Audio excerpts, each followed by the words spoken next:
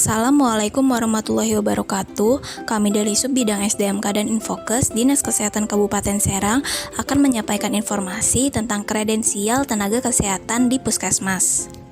Dasar hukum dari kredensial tenaga kesehatan di Puskesmas yaitu Peraturan Menteri Kesehatan Nomor 43 Tahun 2019 tentang Pusat Kesehatan Masyarakat serta Keputusan Dirjen Yankes Nomor HK 0107 I 4719 Tahun 2020 tentang petunjuk teknis kredensial tenaga kesehatan di Puskesmas. Kredensial adalah proses evaluasi terhadap tenaga kesehatan untuk menentukan kelayakan diberikan kewenangan klinis. Sedangkan rekredensial adalah proses reevaluasi terhadap tenaga kesehatan yang telah memiliki kewenangan klinis untuk menentukan kelayakan pemberian kewenangan klinis tersebut. Tujuan dari dilakukannya kredensial yaitu memastikan bahwa setiap pelayanan kesehatan dilakukan oleh tenaga kesehatan yang kompeten agar mutu pelayanan kesehatan lebih terjamin serta terlindungi. Yang kedua yaitu memperoleh tenaga kesehatan yang profesional, beretika, berbudi luhur, dan berakhlak mulia. Yang ketiga yaitu meningkatkan reputasi dan kredibilitas tenaga kesehatan di Puskesmas serta melindungi keselamatan pasien melalui proses kredensial yang terstandar. Sasaran dari kredensial yaitu dokter, dokter gigi, perawat, serta bidan. Setiap tenaga kesehatan yang bekerja di Puskesmas menjalani kredensial secara berkala paling sedikit 5 tahun sekali. Kredensial dilakukan sebelum penempatan sebagai tenaga baru di Puskesmas atau pada saat pertama kali diberlakukannya kredensial tenaga kesehatan di kabupaten atau kota tersebut.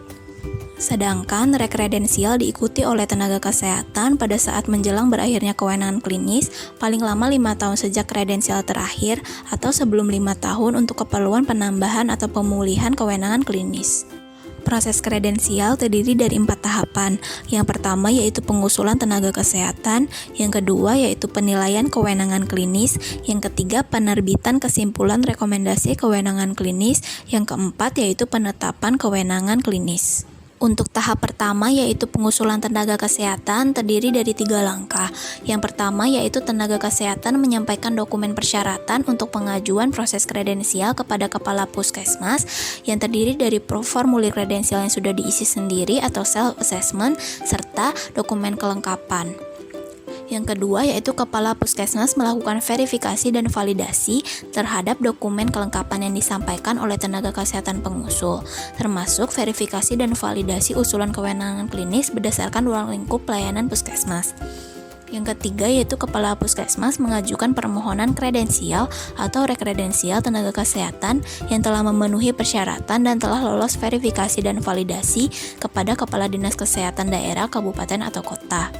Tahapan kedua yaitu penilaian kewenangan klinis terdiri dari 5 langkah. Yang pertama yaitu Kepala Dinas Kesehatan Daerah menugaskan tim kredensial sesuai dengan jenis tenaga kesehatan yang diusulkan untuk melakukan proses kredensial atau rekredensial sesuai jadwal yang telah ditetapkan. Yang kedua yaitu tim kredensial melakukan penilaian terhadap semua usulan yang telah disampaikan sampai batas waktu yang telah ditentukan. Yang ketiga yaitu metode penilaian dengan portofolio menggunakan instrumen penilaian yang telah disusun oleh tim yang dapat dilengkapi dengan wawancara dan juga observasi. Yang keempat yaitu proses penilaian. Yang kelima yaitu merumuskan rekomendasi yang diberikan oleh tim kredensial berupa yang pertama disetujui berwenang penuh, disetujui di bawah supervisi, tidak disetujui karena belum memenuhi kompetensinya, serta tidak disetujui karena fasilitas tidak tersedia. Tahapan yang ketiga yaitu penerbitan kesimpulan rekomendasi kewenangan klinis.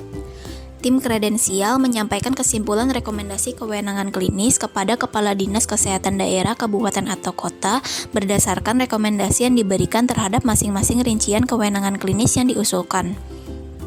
Kesimpulan rekomendasi terdiri dari yang pertama yaitu direkomendasikan apabila semua kewenangan klinis disetujui sesuai dengan yang diusulkan. Yang kedua yaitu direkomendasikan dengan catatan apabila ada perbedaan antara rekomendasi yang diberikan tim dengan kewenangan klinis yang diusulkan. Yang ketiga yaitu tidak direkomendasikan, yaitu apabila seluruh kewenangan klinis yang diusulkan tidak disetujui dan atau terdapat masalah etik. Tahapan yang keempat yaitu penetapan kewenangan klinis. Kepala Dinas Kesehatan Daerah Kabupaten atau Kota menetapkan surat penetapan kewenangan klinis. Surat penetapan kewenangan klinis tersebut disampaikan kepada Kepala Puskesmas untuk ditindaklanjuti dengan membuat surat penugasan klinis. Apabila kesimpulan rekomendasi kewenangan klinisnya adalah direkomendasikan atau direkomendasikan dengan catatan. Paling lama 6 bulan sebelum masa berlaku ketetapan kewenangan klinis berakhir, tenaga kesehatan melalui Kepala Puskesmas harus mengajukan permohonan rekredensial kepada Kepala Dinas Kesehatan Kabupaten atau Kota. Sekian informasi ini kami sampaikan, terima kasih dan semoga bermanfaat.